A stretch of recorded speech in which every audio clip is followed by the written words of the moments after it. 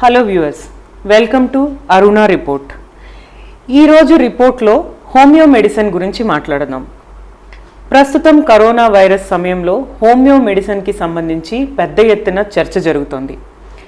ఈ homeo medicine serious డిసీజులకు పనిచేస్తుందా పనిచేయదా, అసలు హోమియో మెడిసిన్ సామర్థ్యం ఎంత, ఇవన్నీ విషయాలకు సంబంధించి మాట్లాడదాం. ఆ విషయాలన్నీ మాట్లాడడానికి ముందు నంద్యాల మున్సిపల్ కమిషనర్ ఒక బైట్ మీడియాకి పిలిచి ఇచ్చారు. అంతేకాదు మొత్తం తన పరిధిలోకి వచ్చే ప్రాంత ప్రజలందరికీ హోమియో మెడిసిన్ని పంచటానికి ముందు ఆ హోమియో మెడిసిన్కి పాపులరైజ్ చేస్తూ ఆయన స్వయంగా కొన్ని వీడియోలు విడుదల చేశారు. ఆ వీడియోల్ని ఒకసారి చూద్దాం.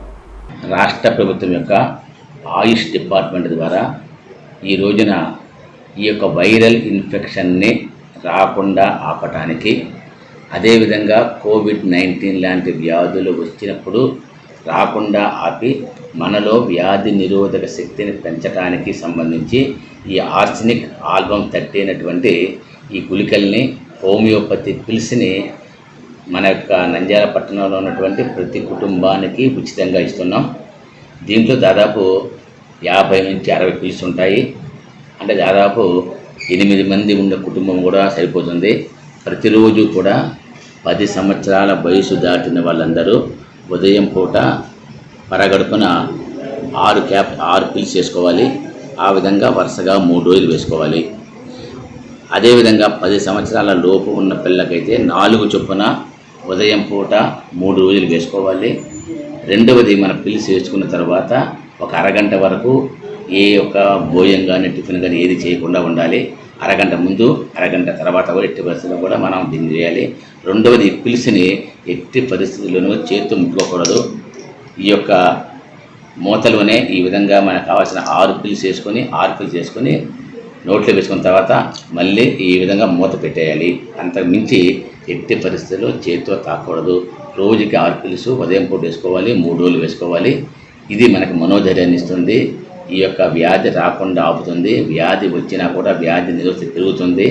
ఇతరత్రా వచ్చేటువంటి వైరస్ వ్యాధులు ఇంకా చాలా ఉన్నాయి, అవన్నింటినీ కూడా రాకుండా కాపాడుతుంది. కాబట్టి దీన్ని తప్పనిసరిగా ప్రతి ఒక్కరూ అడిగి తీసుకోవాలి. మన యొక్క వార్డు వాలంటీర్లు ముఖ్యంగా చెప్పినటువంటి రెడ్ స్పాట్లో ఉన్నటువంటి హాట్ స్పాట్లో ఉన్నటువంటి ముఖ్యంగా ఉన్నటువంటి 15 వార్డుల్లో ఈరోజు ఇస్తున్నాము. మిగిలిన వార్డుల్లో 2 రోజుల తర్వాత పంచుతాము. ప్రతి ఒక్క కుటుంబానికి ఇస్తాము. దయచేసి దీన్ని కుటుంబానికి ఒకటి ఇస్తాం కాబట్టి తీసుకొని జాగ్రత్తగా వాడాలని కోరుతున్నాము. ఎట్టి పరిస్థితుల్లో దీన్ని మిస్యూజ్ చేయొద్దు. ఇంకా ఎవరికైనా అందుబాటు లేకపోతే దీన్ని మీరు ఇవ్వండి.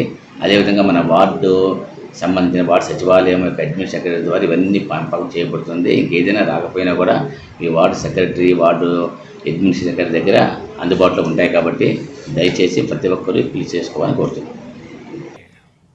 तीसरी बात, अपनी इम्यूनिटी बढ़ाने के लिए आयुष मंत्रालय द्वारा जो निर्देश दिए गए हैं उसका अगर हम पालन करें, गर्म पानी है, काढ़ा है, इनका निरंतर सेवन करें.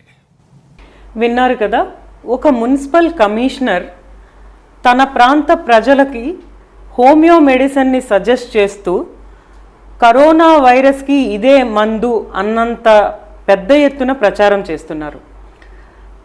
ప్రపంచవ్యాపితంగా కరోనా వైరస్కి ఇంతవరకు మందు లేదు అని స్పష్టంగా హెల్త్ నిపుణులు, పెద్ద పెద్ద డాక్టర్సు చెప్తున్నప్పటికీ నంద్యాల వంటి ఒక స్మాల్ టౌన్లో కూర్చున్న ఒక మున్సిపల్ కమిషనర్ హోమియో మెడిసిన్ ద్వారా కరోనా వైరస్కి చెక్ పెట్టవచ్చు, కరోనా వైరస్కి మందు కొనుక్కున్నామన్నంత చందంగా చెప్తున్నారంటే ఆ ధైర్యం ఎక్కడి నుంచి వచ్చింది? ఆ ధైర్యం ఎక్కడి నుంచి వచ్చిందంటే ఏప్రిల్ 14వ తారీఖున ప్రధానమంత్రి మాట్లాడుతూ ప్రజలకు 7 అంశాలకు సంబంధించి కొన్ని సజెషన్స్ చేశారు. ఆ 7 అంశాలలో ఆరోగ్య సేతు అన్న ఒక యాప్ ద్వారా ఆయుష్ మంత్రాలయం సజెస్ట్ చేసే మందులను వాడి ఇమ్యూన్ సిస్టమ్ పెంచుకోండి అని ఒక మాట చెప్పారు. ఆయుష్ మంత్రాలయం ప్రస్తావన ప్రధానమంత్రి స్పీచ్లో ఉంది. అసలు ఈ ఆయుష్ మంత్రాలయం అంటే ఏంటి? ఈ ఆయుష్ మంత్రాలయం అంటే ఆల్టర్నేటివ్ మెడిసిన్ మంత్రాలయం. ఈ ఆల్టర్నేటివ్ మెడిసిన్ మంత్రాలయంలో 4 విభాగాలు వస్తాయి. ఈ 4 విభాగాలు ఏమంటే ఆయుర్వేద, సిద్ధ, యోగా, యునాని, హోమియోపతి విభాగాలు. ఈ 4 విభాగాలు కూడా మోడ్రన్ మెడిసిన్ కాకుండా ఆల్టర్నేటివ్ మెడిసిన్ గురించి మాట్లాడతాయి. ప్రస్తుతం మనం చర్చిస్తున్నది హోమియోపతి మెడిసిన్ గురించి కాబట్టి అసలు హోమియోపతి మెడిసిన్ వాస్తవంగా ఈ మెడిసిన్కి సంబంధించి ప్రపంచవ్యాప్తంగా ఉన్న ఆర్గ్యుమెంట్స్ ఏంటి, ఈ మెడిసిన్ చుట్టూ ఉన్న వివిధ రకాల వివాదాలు ఏంటి, ఈ మెడిసిన్కి సంబంధించి ప్రపంచవ్యాప్తంగా జరిగిన రీసెర్చ్లు ఏంటి, ఇవన్నిటిని కూడా ఒకసారి పరిశీలిద్దాం. ఇటీవల కాలంలో బ్రిటన్లో ప్రిన్స్ చార్లెస్కి కరోనా వైరస్ సోకిందని మార్చి 25వ తారీఖున ప్రకటించారు.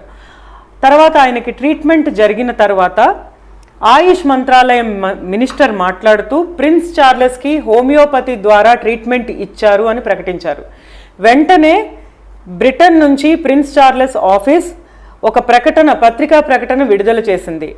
భారతదేశంలో ఆయుష్ మంత్రాలయం మినిస్టర్ మాట్లాడుతున్నట్లు ప్రిన్స్ చార్లెస్కి హోమియో మెడిసిన్ ద్వారా ట్రీట్మెంట్ జరగలేదు, ఇది ఈ మాటలో ఎంత మాత్రం వాస్తవం లేదు అని చెప్పి ఆయుష్ మంత్రాలయం మినిస్టర్ అబద్ధం చెప్తున్నారు అని చెప్పి ఒక ప్రకటన బ్రిటన్ నుంచి ప్రిన్స్ చార్లెస్ ఆఫీస్ నుంచి విడుదలయ్యింది.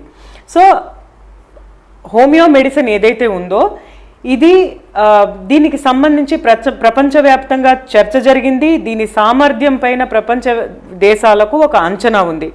ఆ అంచనాలు ఏంటో ఒకసారి చూద్దాం. ముఖ్యంగా హోమియోపతి మెడిసిన్కి సంబంధించి హోమియోపతి మెడిసిన్ని సమర్థించే వారు చెప్పే అంశాలు 4 అంశాలు ఉంటాయి. ఆ 4 అంశాలు ఏంటో ఒకసారి పరిశీలిద్దాం.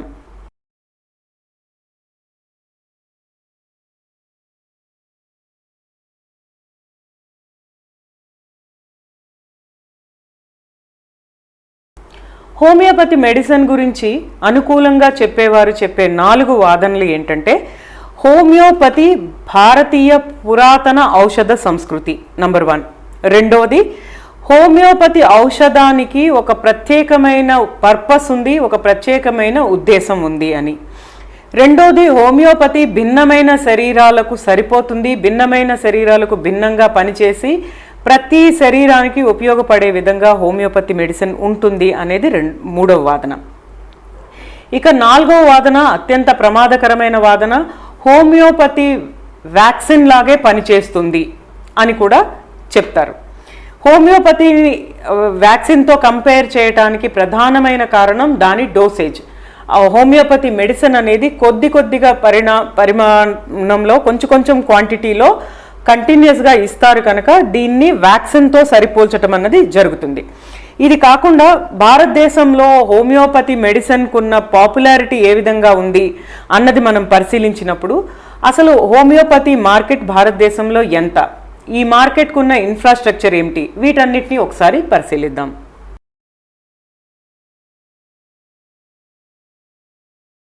భారతదేశంలో మోడ్రన్ మెడిసిన్ తర్వాత ఆయుర్వేద మెడిసిన్ తర్వాత అంత స్థాయిలో పాపులారిటీ ఉన్న మెడిసిన్ హోమియోపతి మెడిసిన్. హోమియోపతి మెడిసిన్కి సంబంధించి భారతదేశంలో ఇన్ఫ్రాస్ట్రక్చర్ ఏ విధంగా ఉంది అని గమనించేటప్పుడు భారతదేశంలో సుమారు 185 హోమియోపతి కాలేజీలు ఉన్నాయి. ఇందులో కొన్ని ప్రభుత్వం స్వయంగా నడిపే కాలేజీలు కూడా ఉన్నాయి. అంతేకాకుండా ఈ హోమియోపతికి సంబంధించి 300కు పైగా హోమియోపతి హాస్పిటల్స్ కూడా ఉన్నాయి. 2 లక్షల వరకు రిజిస్టర్డ్ హోమియోపతి డాక్టర్లు కూడా అవైలబుల్గా ఉన్నారు. అంతేకాదు ప్రతి సంవత్సరం 2000 మంది కొత్త డాక్టర్లు ఈ రంగంలోకి వస్తూ ఉన్నారు. హోమియోపతి మెడిసిన్ మార్కెట్ని మనం చూసినట్లయితే 2500 కోట్ల విలువ చేసే మెడిసిన్ మార్కెట్ హోమియోపతి రంగానికి ఉంది. అంతేకాకుండా ప్రతి సంవత్సరానికి ఇది 25 నుంచి 30% ఈ మార్కెట్ పెరుగుతూ వస్తున్నది. 10 లక్షల మంది భారతీయులు హోమియోపతి మెడిసిన్ మీద ఆధారపడుతున్నారు, హోమియోపతి మెడిసిన్ని తీసుకోవటానికి ఇష్టపడుతున్నారు. హోమియోపతికి ఉన్న పాపులారిటీ వలన హోమియోపతి భారతీయ శాస్త్రం అన్న భ్రమ భారతదేశంలో ఉంది.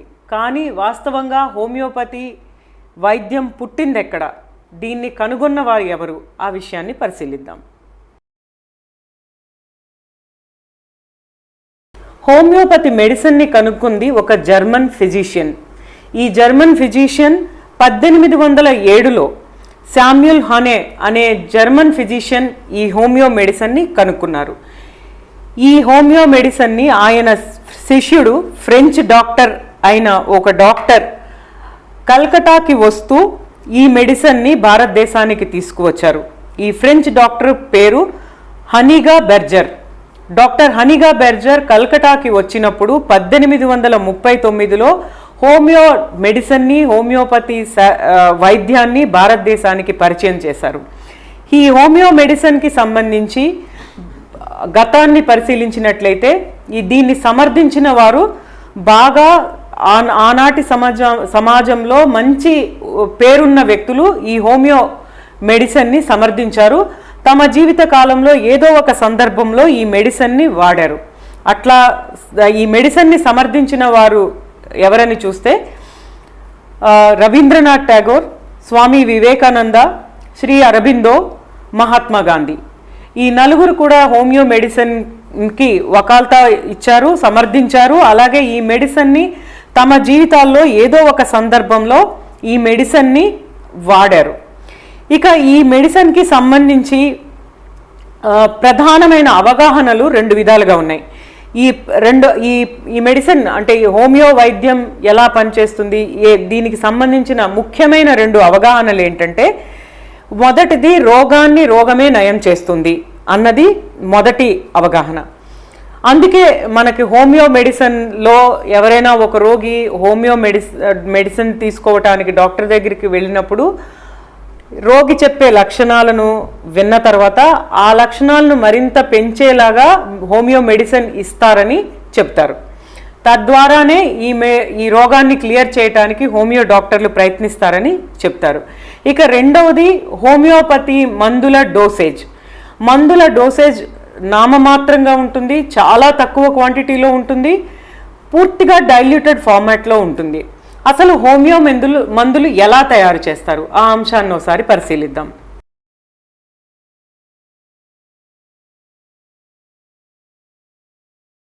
హోమియోపతి మెడిసిన్స్ ప్రధానంగా తయారయ్యేది మొక్కల నుంచి, జంతువుల నుంచి, మినరల్స్ నుంచి. ఈ మూడిటి నుంచి తీసుకున్న మూలకాలను నీటిలోను అలాగే ఆల్కహాల్లోని బాగా కలిపి డైల్యూట్ చేసి ఈ మందులను తయారు చేస్తారు. ఎంతగా డైల్యూట్ చేస్తారంటే ఈ మొక్కల నుంచి, జంతువుల నుంచి, మినరల్స్ నుంచి తీసిన మూలకాలు ఏవైతే ఉన్నాయో అవి నామమాత్రంగా మాత్రమే ఈ డోసేజ్లో ఉండేలాగా ఈ మందుల్ని తయారు చేస్తారు. ఈ మందులు ఎలా తయారవుతాయి అన్న దానిపైన ఎక్కువ శాతం ప్రజలకి అవగాహన లేదు. మొక్కల నుంచి, జంతువుల నుంచి, మినరల్స్ నుంచి ఈ హోమియో మెడిసిన్లో వాడే మూలకాలు తీసుకువస్తారన్న విషయం చాలామంది ప్రజలకు తెలియదు. నీటిలోనూ ఆల్కహాల్లోనూ కలిపి తయారు చేస్తారు అన్న విషయం కూడా కేవలం భారతీయ ప్రజలకే కాదు, విదేశాల్లో ఉన్న చాలామంది ప్రజలకు కూడా అవగాహన లేదని చాలా రకాలైన సర్వేలు చెప్తూ ఉన్నాయి. ఇక రోగికి ట్రీట్మెంట్ ఇచ్చేటప్పుడు రోగిని పరిశీలించే విధానం హోమియో మెడిసిన్లో ఏ విధంగా ఉంటుందో ఓసారి పరిశీలిద్దాం.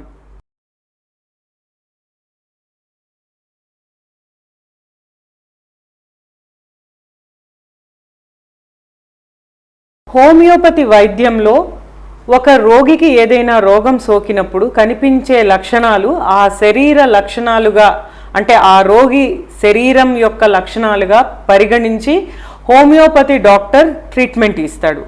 అదే ఒక మోడర్న్ మెడిసిన్ డాక్టర్ దగ్గరికి వెళ్తే ఒక రోగం సోకినప్పుడు ఆ రోగికి వచ్చిన లక్షణాలు ఆ రోగానికి ఉన్న లక్షణాలుగా పరిగణించి ట్రీట్మెంట్ ఇవ్వడం జరుగుతుంది. ఇక ఈ ట్రీట్మెంట్ ఇచ్చేటప్పుడు మందులు ఇచ్చే ప్రక్రియ ఏదైతే ఉందో అది హోమియో మెడిసిన్లో చాలా నామమాత్రంగా అతి తక్కువ క్వాంటిటీలో మెడిసిన్ అనేది రోగులకు ఇస్తారు. అతి తక్కువ క్వాంటిటీలో ఇస్తారు. అది కాకుండా పూర్తిగా డైల్యూట్ అయి ఉన్న మెడిసిన్స్ అనేవి రోగికి అందిస్తారు. కేవలం ఈ ఒక్క కారణాన్ని చూపి హోమియో మెడిసిన్ని వ్యాక్సిన్తో పోల్చడం అన్నది జరుగుతుంది. వ్యాక్సిన్ ఇచ్చేటప్పుడు కూడా డోసేజులు ఉంటాయి, అలాగే హోమియో మెడిసిన్ ఇచ్చేటప్పుడు కూడా డోసేజులు ఉంటాయి. కనుక వ్యాక్సిన్ హోమియో మెడిసిన్ రెండు ఒకటిగా అనుకోవటం పూర్తిగా ఇది మంచి పద్ధతి కాదు. దీనివలన చాలా ప్రమాదకరమైన పరిణామాలు కూడా చోటు చేసుకునే అవకాశం ఉంటుంది.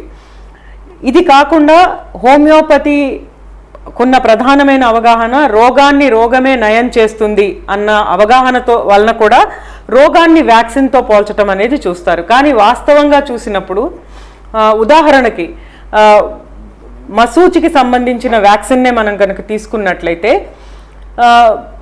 చికెన్ పాక్స్ వ్యాక్సిన్ ఇచ్చేటప్పుడు చికెన్ పాక్స్ రావటానికి కారణమైన వైరస్ యొక్క బలహీనమైన వైరస్ కణాలు శరీరానికి ఎక్కిస్తారు ఈ వ్యాక్సిన్ ద్వారా. అలా ఎక్కించటం ద్వారా శరీరం తనకు తానుగా మసూచి వైరస్కు కావలసిన యాంటీబాడీస్ తయారు చేసుకునే ప్రక్రియ శరీరానికి అలవరుస్తారు. ఇది వ్యాక్సిన్లో జరిగే ప్రక్రియ. ఈ ప్రక్రియని అతి తక్కువ పరిణామంలో ఇచ్చే హోమియోపతి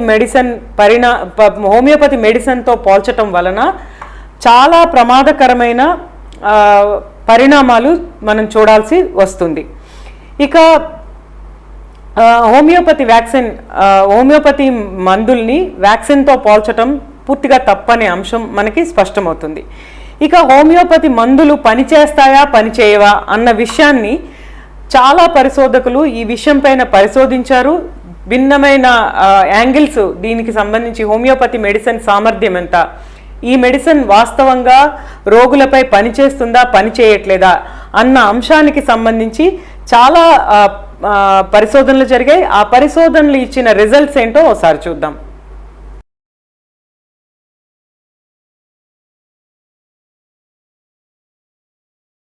హోమియో మందులు తీసుకోవటం వలన తమకి నయమవుతుంది అని చాలామంది అభిప్రాయపడుతున్నారు. అసలు హోమియో మెడిసిన్ పనిచేస్తుంది ఎలా అన్న విషయం పైన జరిగిన పరిశోధనలలో తేలింది ఏమిటంటే హోమియో మెడిసిన్ అనేది ఒక ప్లెసిబో ప్రభావాన్ని ఇస్తుంది. ప్లెసిబో ప్రభావం అంటే తమకి ఏదో ఒక రకమైన ట్రీట్మెంట్ దొరుకుతుంది అని మానసిక ప్రశాంతత అన్నది రోగికి దొరుకుతుంది.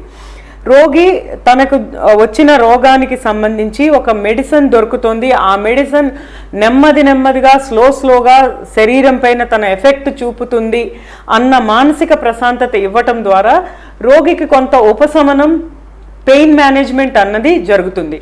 సో ఇది కేవలం మనసుకు సంబంధించిన ప్రభావమే కానీ వాస్తవంగా మందులో ఉన్న మూలకాల వలన కానీ మందులో ఉన్న మెడిసిన్ ప్రభావం వలన కానీ శరీరం పైన ఎటువంటి ఎఫెక్టు ఉండదు అని చెప్పి చాలా పరిశోధనలు జరిగాయి. ఈ పరిశోధనలకు సంబంధించిన చాలా ఇన్ఫర్మేషన్ కూడా మనకి అవైలబుల్గా ఉంది.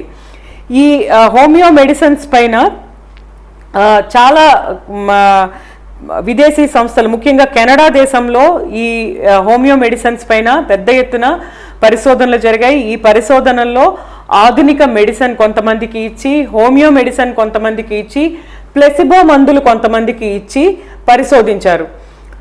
వాస్తవంగా రోగాన్ని తట్టుకునే లక్షణాలు శరీరానికి అలవర్చే విధంగా ఏ మందులు యాక్ట్ చేస్తున్నాయి, ఏ మందులు ప్రభావం చూపిస్తున్నాయి అని చూసినప్పుడు ఆధునిక మెడిసిన్ మాత్రమే శరీరంలో యాంటీబాడీస్ తయారయ్యేలాగా చేయగలిగింది. హోమియోపతి మెడిసిన్స్ కానీ ప్లెసిబో మెడిసిన్స్ కానీ అటువంటి ప్రభావాన్ని చూపలేకపోయాయి. శరీరంలో ఎటువంటి యాంటీబాడీస్ని కూడా తయారు చేయలేకపోయాయి అన్నది ఈ పరిశోధనలో స్పష్టమైంది. అలాగే ఇక బ్రిటన్ పార్లమెంట్లో కూడా హోమియో మెడిసిన్స్కి సంబంధించి చర్చ జరిగింది. బ్రిటన్ పార్లమెంటు హోమియో మెడిసిన్స్ వాస్తవంగా పనిచేస్తాయా లేదా అన్న అంశం పైన పరిశీలించి పార్లమెంటుకి రిపోర్ట్ ఇవ్వాలని అక్కడ సైన్స్ అండ్ టెక్నాలజీ కమిటీకి చెప్పినప్పుడు సైన్స్ అండ్ టెక్నాలజీ కమిటీ ఇచ్చిన రిపోర్ట్లో స్పష్టంగా ఉంది హోమియో మందులు పనిచేయవు అని చెప్పడం కూడా జరిగింది. దీని తర్వాత బ్రిటన్ హోమియో మెడిసిన్స్ని బ్యాన్ చేయాలి అన్న దిశగా కూడా ఆలోచన చేస్తోందని మనకి సమాచారం దొరుకుతోంది. కేవలం బ్రిటన్ మాత్రమే కాదు, స్పెయిన్ దేశం కూడా హోమియో మెడిసిన్ వలన ఉపయోగం లేదు, అందుకే హోమియో మెడిసిన్స్ని బ్యాన్ చేయాలి అన్న ఆలోచనతో ఉన్నట్లు మనకి సమాచారం అందుతుంది. ఇంత రీసెర్చ్ పరిశోధనలలో హోమియో మెడిసిన్స్ వలన ఎటువంటి ఉపయోగం లేదు అని తెలుస్తున్నప్పటికీ కూడా డాక్టర్లు, హోమియో మెడిసిన్ చేసిన డాక్టర్లు, హోమియో మెడిసిన్ డాక్టర్లుగా కొనసాగుతున్న వారు ఎలా సర్వైవ్ అవ్వగలుగుతున్నారు అనేది కూడా ఓసారి పరిశీలిద్దాం.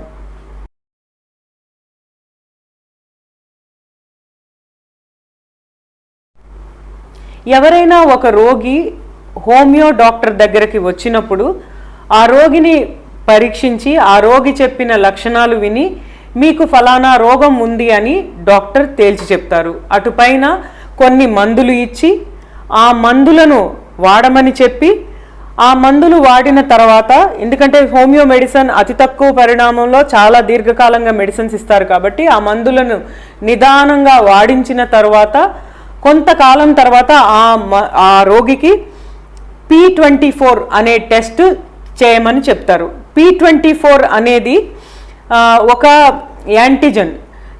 ఈ యాంటీజన్ తయారయ్యి మన బాడీలో తయారవుతూ ఉంటుంది. ఏదైనా ఒక మన శరీరానికి ఏదైనా ఒక రోగం వచ్చినప్పుడు అత్యధిక స్థాయిలో ఇది ఉత్పత్తి అవుతుంది. రోగం తగ్గుముఖం పట్టినప్పుడు ఈ P24 యాంటీజన్ అన్నది దాని ఉత్పత్తి పడిపోతుంది. ఆ ఉత్పత్తి పడిపోయినప్పుడు నీకు రోగం నయమైంది అని చెప్పి పంపిస్తూ ఉంటారు.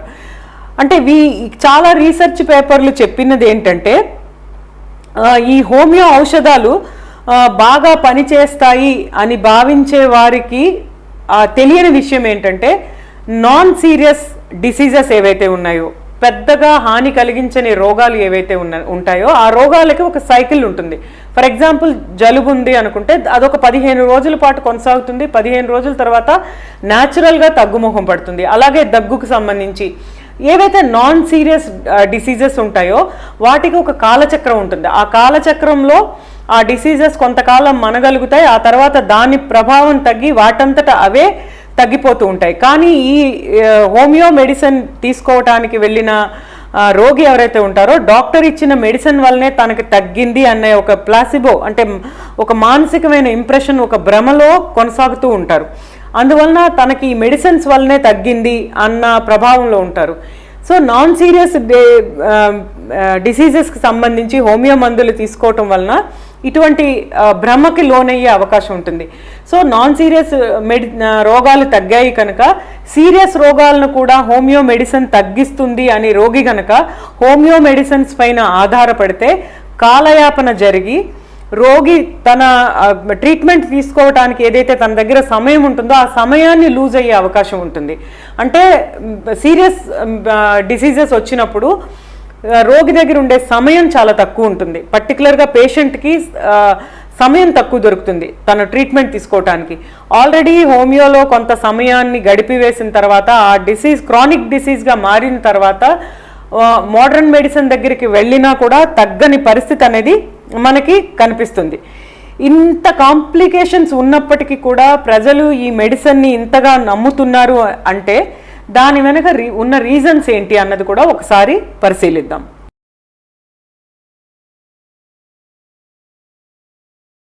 కెనడా, బ్రిటన్ ఇటువంటి దేశాల్లో పెద్ద ఎత్తున ఈ హోమియో మెడిసిన్కి సంబంధించి పరిశోధనలు జరిగాయి. ఈ మెడిసిన్ వలన ఉపయోగం లేదని కూడా పెద్ద ఎత్తున డిబేట్ ప్రపంచవ్యాప్తంగా ఉంది.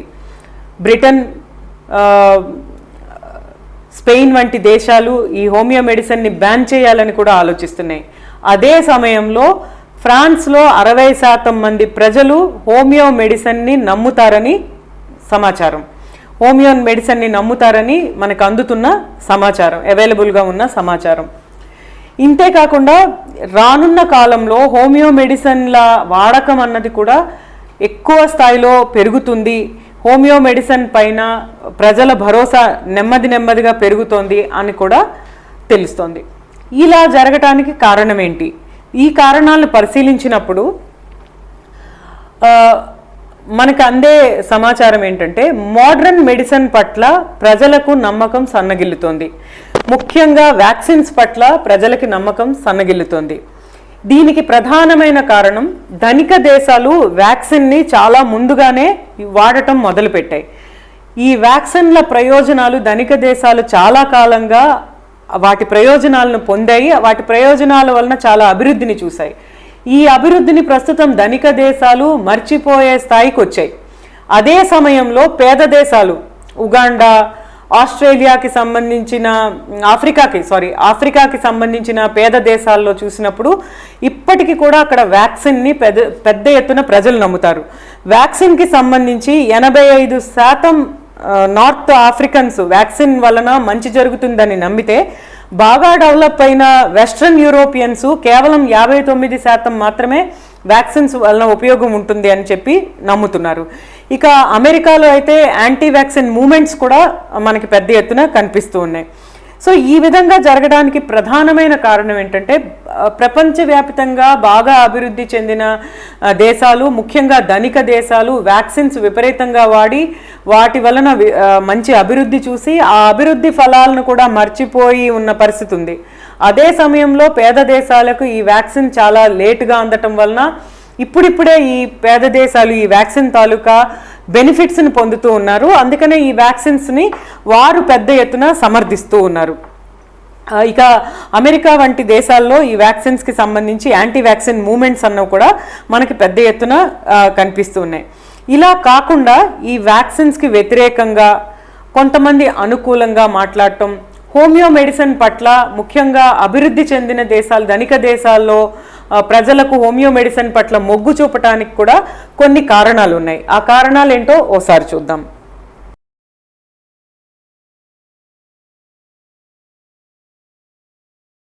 హోమియో మెడిసిన్కి పాపులారిటీ బాగా పెరగటానికి కారణం ఆర్థికపరమైన కారణాలు కూడా ఉన్నాయి. ఆర్థికపరమైన కారణాలు ఏ విధంగా ఉన్నాయో మనం చూద్దాం. ముఖ్యంగా ధనిక దేశాలలో ఆర్థిక అసమానతలు అన్నవి చాలా ఎక్కువగా ఉన్నాయి. ఒకవైపు బాగా ధనికులు ఉంటే ఒకవైపు కటిక పేదరికంలో ఉన్న ప్రజలు ఉన్నారు. ఈ కటిక పేదరికంలో ఉన్న ప్రజలు మోడర్న్ మెడిసిన్ని అఫోర్డ్ చేయలేకపోతున్నారు. మోడర్న్ మెడిసిన్ ఎక్స్పెన్సెస్ బాగా పెరిగినాయి. ఆధునిక వైద్యం ఎవరి జేబులో అయితే డబ్బు ఉందో వారికే ఆధునిక వైద్యం అందే అంత ఖరీదుగా మారిపోయింది. కాబట్టి ఈ పేదలు ఎవరైతే ఉన్నారో, అంటే ధనిక దేశాల్లో ఉండే పేద ప్రజలు హోమియో మెడిసిన్ వైపు చూస్తున్నారు. ఇలా చూడటానికి మరొక ముఖ్యమైన కారణం కూడా ఉంది. ఈ ధనిక దేశాలలో ఆర్థిక అసమానతలు పెరిగేలాగా ఉద్యోగాలు, జీతాలు ఉన్నాయి. పెద్ద పెద్ద ఫ్యాక్టరీల్లో పనిచేసే కార్మికులకు దొరికే జీతాలు చాలా తక్కువగా ఉన్నాయి. దాని వలన వీరి జీవన శైలిలో చాలా మార్పులు ఉన్నాయి. వీరి జీవన శైలిలో ఉన్న మార్పుల వలన వీరికి చాలా రకమైన జబ్బులు అనేవి వస్తున్నాయి. ముఖ్యంగా ఒబేసిటీ వంటివి, అలాగే డిప్రెషన్ వంటివి. ఇటువంటి జబ్బులకి ప్లసిబో ఎఫెక్ట్ ఉన్న మందులు కావాల్సిన అవసరం ఉంది. కాబట్టి అటువంటి మందుల కోసం ప్రజల్లో ఒక రకమైన ఆదుర్ద, ఒక రకమైన క్రేవింగ్ అన్నది ఉంది. అటువంటి క్రేవింగ్ ఉన్న ప్రజలకు హోమియోపతి మెడిసిన్ అన్నది ఒక సంజీవినిలాగా కనిపిస్తోంది. అందుకనే వీళ్ళంతా కూడా హోమియో మెడిసిన్ వైపు తరలి వస్తున్నారు, హోమియో మెడిసిన్ వైపు చూస్తూ ఉన్నారు. ఇక భారతదేశం విషయానికి వస్తే, భారతదేశంలో చాలామంది ప్రజలు క్వాలిటీ ఆరోగ్యాన్ని అఫోర్డ్ చేయలేకపోతున్నారు. ముఖ్యంగా గ్రామీణ ప్రాంతాల్లో ప్రభుత్వ రంగ హాస్పిటల్ లేవు. ప్రైవేటు వారు అక్కడ హాస్పిటల్స్ పెట్టడానికి సిద్ధంగా లేరు. అక్కడ పేషెంట్లు ఎక్కువగా ఉన్నప్పటికీ వైద్యం కొనేంత డబ్బు గ్రామీణ ప్రజల దగ్గర లేదు. ఇక పట్టణ ప్రాంతాల్లో ఒక స్థాయి ఉన్న పేషెంట్లు మాత్రమే మోడర్న్ మెడిసిన్ని ఎఫోర్డ్ చేయగలుగుతున్నారు. కింది స్థాయి ఉద్యోగాలు చేసేవారు ఎవరు కూడా మోడర్న్ మెడిసిన్ని, ఆధునిక మెడిసిన్ని ఎఫోర్డ్ చేయలేకపోతున్నారు. ఇక భారతదేశంలో ఆరోగ్య వ్యవస్థ పరిస్థితి ఏ విధంగా ఉందంటే, భారతదేశంలో ప్రతి 1000 మందికి కనీసం ఒక బెడ్ కూడా లేదు. 0.55 బెడ్స్ ఉన్నాయి. వరల్డ్ హెల్త్ ఆర్గనైజేషన్ చెప్తున్న దాని ప్రకారం ప్రతి 1000 మందికి కనీసం 5 బెడ్స్ ఒక దేశంలో ఉండాలి అన్న నియమం ఉంది. భారతదేశం అంటే అభివృద్ధి చెందుతున్న దేశంలో ఆ నియమం తుంగలో తొక్కినట్లుగా కనిపిస్తుంది. అసలు 1000 మందికి ఒక బెడ్ కూడా అవైలబుల్గా లేదు. అంతేకాకుండా భారతదేశంలో మనకు తెలుసు, ఉత్తరప్రదేశ్లో ఉన్న గోరఖ్పూర్ వంటి ప్రాంతంలో ఆక్సిజన్ లేక వందలాది పిల్లలు మరణించిన పరిస్థితి, వందలాది పిల్లలు ప్రాణాన్ని కోల్పోయిన పరిస్థితి. ఇటువంటి సమయంలో మోడర్న్ మెడిసిన్ పట్ల సామాన్య ప్రజలకి నమ్మకం కలగడం ఇంపాసిబుల్గా ఉంది. ఇంత లోపభూయిష్టంగా ఉన్న హోమియో మెడిసిన్ వైపు యువత ఎందుకు చూస్తుంది? ఈ హోమియో మెడిసిన్ వ్యవస్థలో డాక్టర్లుగా ఎంటర్ కావాలని యువకులు ఎందుకు భావిస్తున్నారు? హోమియో మెడిసిన్ డాక్టర్లుగా యువకులు ఎందుకు ఈ రంగంలోకి ప్రవేశిస్తున్నారు అన్నది కూడా ఒకసారి పరిశీలిద్దాం.